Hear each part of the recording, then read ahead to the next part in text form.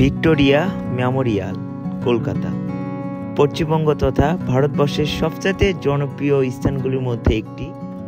কিভাবে যাবেন, কত টাকা লাগবে, প্রবেশের মূল্য কত, সবকিছু আমি আপনাদের জানিয়ে দেওয়ার চেষ্টা করব।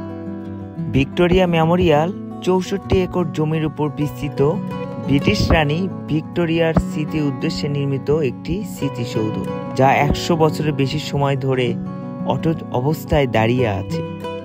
আপনি যদি শিয়ালদা স্টেশন থেকে বা হাওড়া থেকে যেতে চান, অনেক বাস পেয়ে যাবেন, অথবা আপনি মেট্রো রেলেও যেতে পারবেন।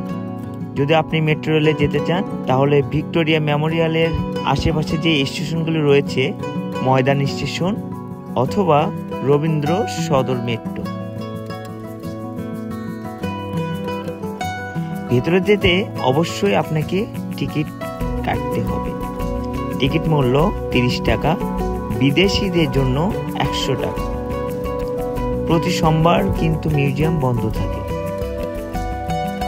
উত্তর দ্বার প্রান্তে বা সিংহ দ্বার দিয়ে প্রবেশ করলে সামনে দেখতে পাবেন রানী ভিক্টোরিয়ার কালো পাথরের একটি অসাধারণ মূর্তি।